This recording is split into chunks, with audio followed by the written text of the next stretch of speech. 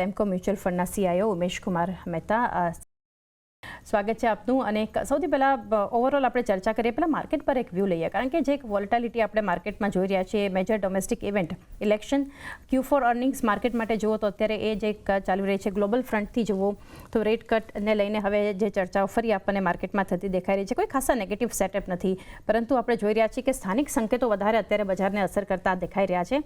FISની global ક્યુ setup positive હોવા છતાં પણ FIS તરફથી સતત એક વેચવાલી આપણે ઇન્ડેક્સ અને કેશમાં જોઈ રહ્યા છીએ. તમે કઈ રીતે હવે ઓવરઓલ બજાર માટેનો એક વ્યૂ રાખો છો? માર્કેટમાં અત્યારે ટાઈમ અને પ્રાઇસ કરેક્શન માર્કેટ અત્યારે દોરથી ગુજરી રહ્યું છે.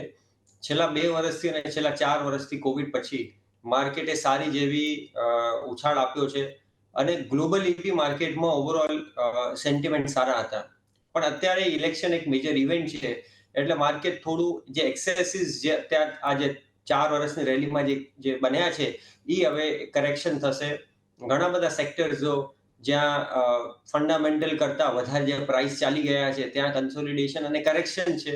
અને અમુક સેક્ટર જે નથી ચાલ્યા, જે વેલ્યુ કે ક્વોલિટી અને જે ગ્રોથ ટાઈપ જે સેક્ટરમાં છે, તો એ હવે સેક્ટરમાં થોડું સેક્ટોરલ રોટેશન બી થશે. હવે અત્યારે આજે બજારમાં ટાઈમ અને પ્રાઇસ કરેક્શન છે, એટલે આમ બજારમાં બ્રોડલી કન્સોલિડેશન થવાનું છે અને થઈ રહ્યું છે અત્યારે. પણ અમુક સેક્ટોરલ શિફ્ટમાં અમુક સેક્ટરો થોડા વધારે નીચે આવશે અને અમુક જે સેક્ટર નથી ચાલ્યા ત્યાં સેક્ટરમાં થોડા પૈસા જઈને ત્યાં એક રેલી આવશે. ત્યારબાદ જે ઉમેશ, એક સવાલ જે આપની પાસેથી ખાસ કરીને હું જે સમજવા માગું છું, કઈ રીતે સેમકોના જે સ્પેશિયલ ઓપોર્ચ્યુનિટીઝ ફંડ છે કઈ રીતે અન્ય કરતાં અલગ છે અને ખાસ કરીને કે આ ડિસ્ક્રિપ્શન મોડેલ પર જે છે એ ફંડ બન્યું છે, એના વિશે થોડી માહિતી લઈએ.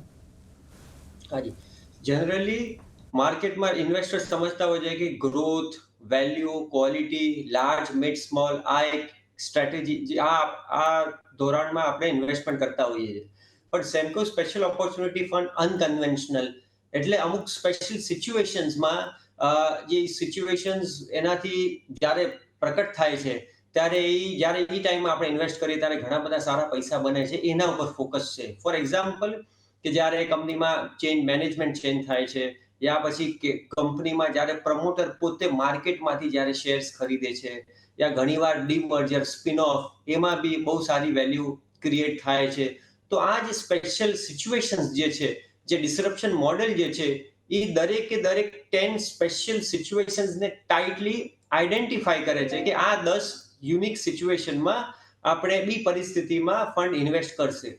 તો આ એક યુનિક છે અને ઇન્વેસ્ટરના પોર્ટફોલિયોમાં આ જે ડિસ્રપ્શન મોડેલ જે યુનિક સ્પેશિયલ સિચ્યુએશન્સ છે એ કોઈ જોતું નથી. For example, holding company discount, આ એક સ્ટ્રેટેજી જે છે એ એટલી સરસ છે, પણ કોઈ ઇન્વેસ્ટર સવારે ઉઠીને ન જોતો હોય કે ભાઈ હોલ્ડિંગ કંપની ડિસ્કાઉન્ટ સૌથી વધારે શેમાં છે એટલે હું શેર લઉં.